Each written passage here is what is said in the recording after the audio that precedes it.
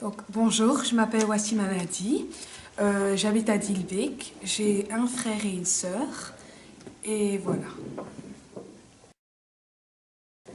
Pour quelle raison seriez-vous prête à tuer quelqu'un? Si l'occasion se présente et que quelqu'un pointe une arme sur mon frère ou ma sœur ou mes parents, je serai prête à me sacrifier à leur place. Quel est le plus grand ennemi de l'homme? Je crois que l'ennemi de l'homme est le temps. Les gens se focalisent trop sur le futur et perdent la notion du temps de ce qui se passe maintenant sur le présent.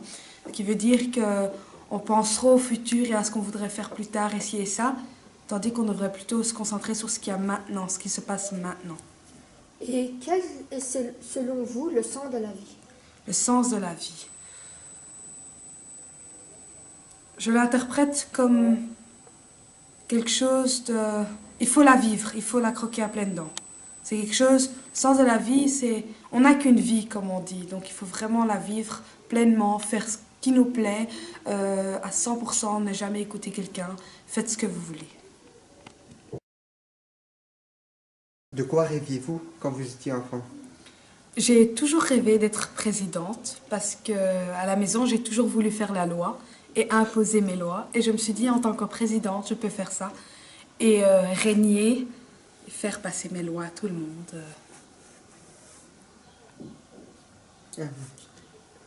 Quel est votre plus grand rêve aujourd'hui?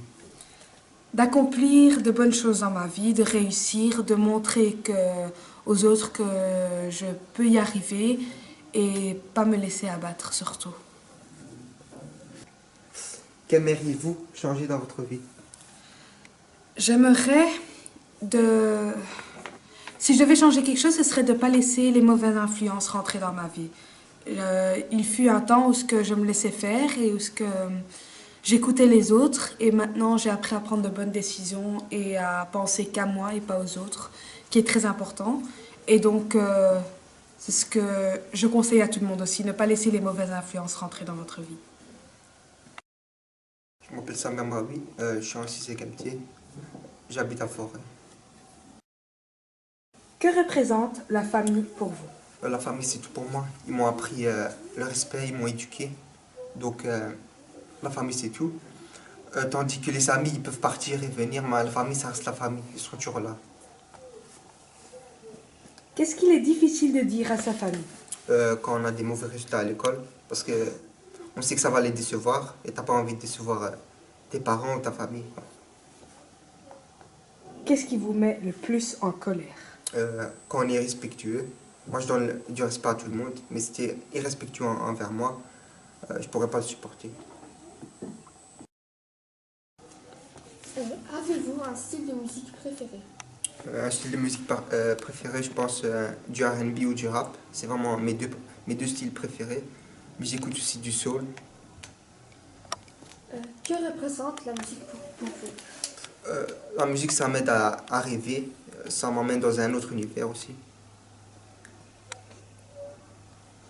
Quel est votre chanteur préféré? Mon chanteur préféré, j'en ai pas, mais j'aime bien Drake, Joe Cole. J'écoute aussi du Barry White.